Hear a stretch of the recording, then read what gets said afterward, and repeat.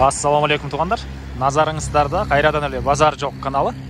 Бүгін мен Бишкек шаарынын батыш тарабы Новопавловкада турам. Ушул жерден бир сатылуучу үй бар экен. Азыркы чыгарышта сиздерге ошол жөнүндө маалымат берейин дегем. Биринчи эле болуп сиздерге келүү жолун түшүндүрөйүн туғандар. Мен турган жер азыр Фрунзе жана Репина көчөсүнүн кесилиши туғандар. Биздин сатылуучу үй ушул Репина көчөсү менен түз түшүп барганда катарынан оң тараптагы 4-чү үй болуп калат. Адреси Репина көчөсү 7-чи үй туғандар. Анан эгер сиздер Бишкек шаарынан келип жатсаңыздар, могу Фрунзе көчөсү менен сол тарапта Саруу чарба дүкөнүн көрө аласыздар. Ошонун туш тарабы болуп калат Репина көчөсү. Оң тарапта келип жатканыңыздарда Фрунзе супермаркети же болбосо кандай маркетини көрө аласыздар. Ошондон кийин 100 метрде басканыңыздарда бул жакта жайгашкан туғандар. Анан бул чоң көчө менен 138-чи, 258-чи, 168-чи жана башка карабалта кеткен маршруткалар өтөт туғандар. Түз эле батышты карай 500 метр басып барсаңыздар, Зария базарына жете аласыздар. Көпчүлүгүңүздөр билген Зария базарынын аралыгы 500 метр туғандар. Эгер сиздер бул үйдү сатып алып калсаңыздар, балдарыңыздар мектепке ушул жерде 200 метр аралыкта барып келе алат экен. Мектеп 200 метр аралыкта жайгашкан туғандар. Анда эмесе мен сатылуучу үйгө карай жол алдым туғандар. Мына жол асфальт экен. Жана айткандай эле, ушул Репина көчөсү менен түз түшүп барганыңыздарда катардан оң тараптагы 4-чү үй болуп калат. Адреси Репина көчөсү 7-чи үй туғандар. Лайктан басып, өз оюңузду комментарийге жазып турабыз. Ал нерсе мен үчүн чоң жардам болот туғандар. Кандайдыр ой сунуштар, ой пикирлерди деле комментарийге жазып кое бериңиздер. Келүү жолун көргөзгөнчө сатылуучу үйгө да жетип келип калдым туғандар. Бул сатылуучунун көчө тараптан көрүнүшү. Дагы бир жолу эскерте кетейин. Адреси Репина көчөсү 7-чи үй. Бул үйгө бул жак менен да кирсеңиз болот экен. Адам киргенге эшик калтырылган бул жактан. Анан бул жактан машинеңиз машина кирүүгө жана адам кирүү үчүн чоң воротада орнотулуптур. Мектеп, садик, мечиттер бар. Мектеп жакын жерде жайгашкан туғандар. Мына окуучулар да кетип атат. Үй ээсинин айтуусуна караганда 200 метр деп айтты. Бул жерде Фрунзе маркетинин жанында туғандар. Андан ары короосуна кирейин. Мынакей туғандар. Сатылуучу үйдүн короосуна да кирдим. Жерин аянты 8,5 соток. Суу, свет бар экен. Паровое отопление котел менен иштейт. Канализация, септикке коюлат туғандар.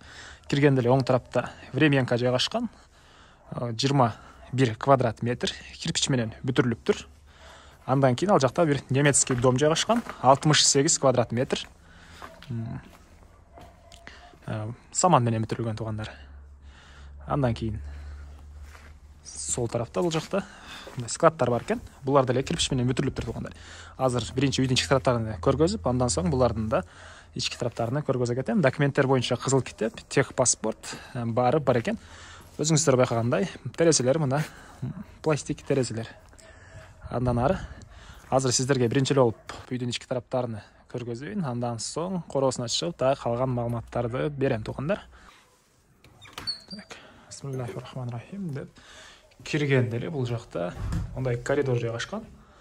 Полу кафель экен, потолок пластика туғандар. Ушул коридор менен биз временкага дагы чоң немецкий үйгө дагы кирип кете алат экенбиз. Биринчи эле болуп сиздерге временканын ички тарабын көргөзөйүн. Так. Киргенде эле мындай кухня жайгашыптыр. Потолок пластика, пол стяжканын үстүнөн линолеум салынган. Ички тарапка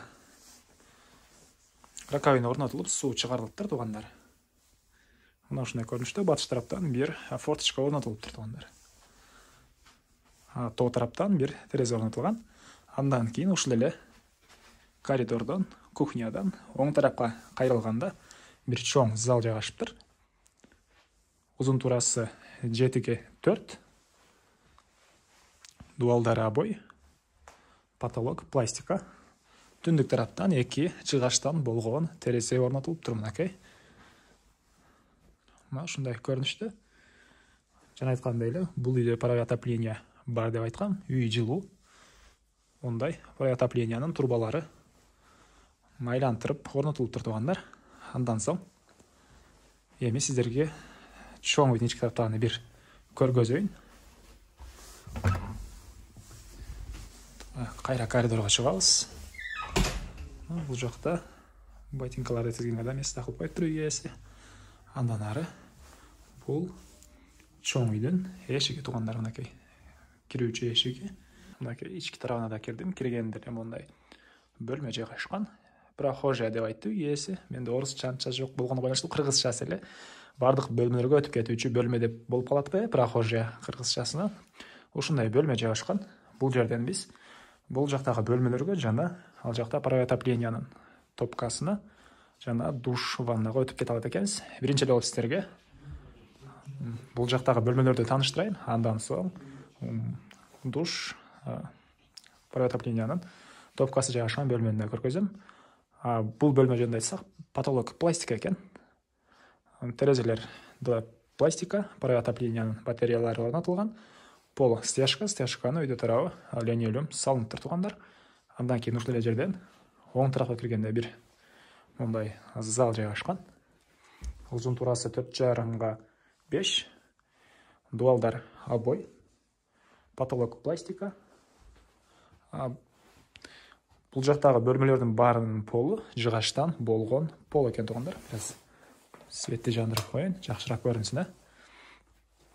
Ушундай көрүнүштө эми ушул эле бөлмөдөн 2 спальняга жана 1 детский бөлмөгө өтүп кете алат экенбиз.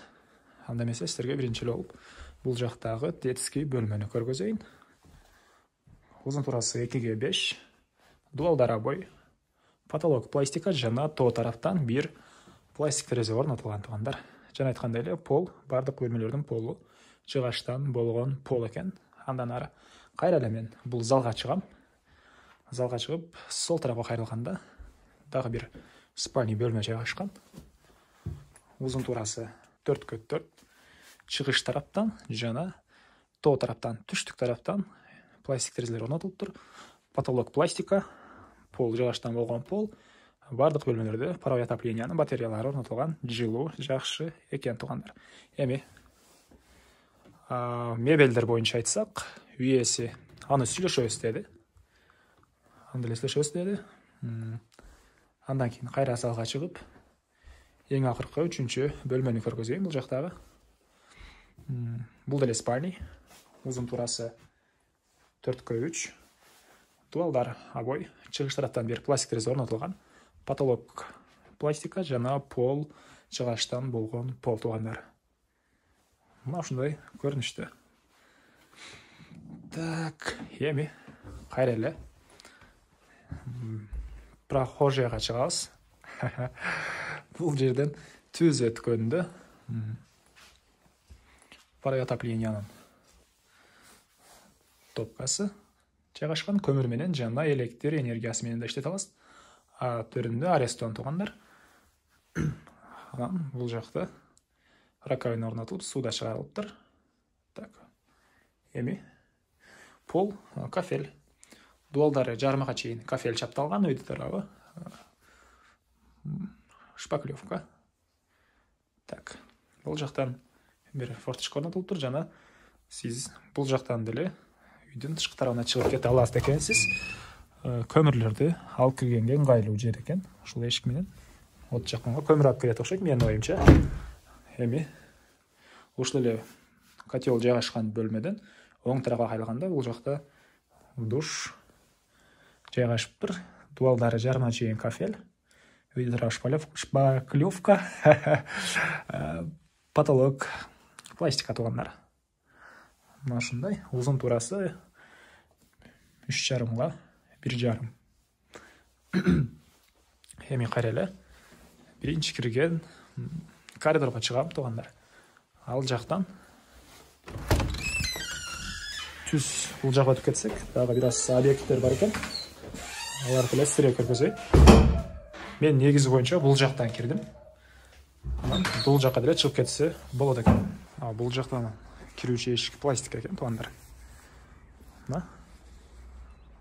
Жанакы мен айткан көчө тараптан адам киргенге ыңгайлаштырып салынган, курулган, орнотулган эшик.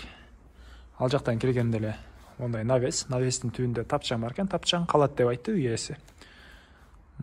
Тапчаңдын түбүндө чоң подвал бар экен. Бул жагынан суу чыгарылыптыр тугандар. Үй ээсинин айтуусуна караганда бул жакта банкалар жана башка ошол үй тиричиликке керектүү буюмдарды сактайбыз дейт. Ошол подвалда эмне сактаса андан ары тугандар. Эми так бул жакта үйдүн арты тарабында дагы бир аз жер бар экен. Аны көргөзө кетейин. Так. Бул жакта мындай гүл эккенге жол боюнан бир аз жер бар экен. Азыркы учурда деле гүлдөр турат тугандар. Так, арты тарабы мындай зымтор менен тосулган. Эми кайра эле тугандар, үйдүн арты тарабы бул жагы менен да кирсе болот. Эми түз эле жанагы коридорго дагы кирип короосуна чыгып кетем тугандар. Так. Окей. Бул короосу. Кыскасы түшүндүңүздөр деген ойдомун. Болушунча аракет кылып көргөздүм тугандар. Коридорлор көп экен да, кирүүчү чыгуучу жерлер деле. Эми бул үйдүн алды тарабында мындай бош жер, кандайдыр бир жер жемиш эккенге же болбосо бак эксеңиз болот. Үй ээси негизи боюнча бул жерде буга чейин парник кылган экен. Анан бул үйдүн чыгыш тарабында деле мындай жер бар. Бул жагында навестин түбүндө көмүркана бар экен. Навес поликарбонат деген материал менен жабылган тугандар. Андан ары тротуарлар салыныптыр. Үйдүн тышкы тарабындагы туалетке карай. Көртөган кыса үйдүн тышкы тарабындагы туалет. Жана бул жакта летний душ окшойт менин оюмча. Бул тоо тараптагы кошуна менен болгон граница. Чыгыш тараптагы границасы үйдүн. Дагы бир жолу эскерте кетейин, жерин аянты 8 сотук тугандар. Бул жакта тоокана сыяктуу бир ушундай тоокана бар экен, тоокана сыяктуу тоокана бар экен. Азыркы учурда ичинде эч нерсе жок. Бул жакта деле отун сактаган ондай склад сыяктуу. Бул деле сиздерге караштуу. Үй ээсине караштуу. Кимден ким сатып алса, сиздерге караштуу болуп калат. Мына ушундай тугандар. Бул түндүк тараптагы кошуна менен болгон граница. Эми бул үйдүн баасын айтайын тугандар. $45,000 деп атышат. Сүйлөшүүлөр болот. Ээсинин номерини экранга жана описанияга калтырам. Звонок кылып сүйлөшүп көрүңүздөр тугандар. Сүйлөшүүлөр болот. Анан так бул жерде дагы бир канализацияны септик дедим эле. Бул жерде бир септик бар экен жана бул жакта дагы бир септик бар экен тугандар. Мен сиздер менен коштошом. Болушунча маалыматтарды бергенге аракет кылдым. Кээ бир сиздерге керектүү маалыматтарды айтпай калган болсом, үй ээсине звонок кылып сурап алсаңыздар болот тугандар. Кийинки чыгышка чейин саламатта калыңыздар.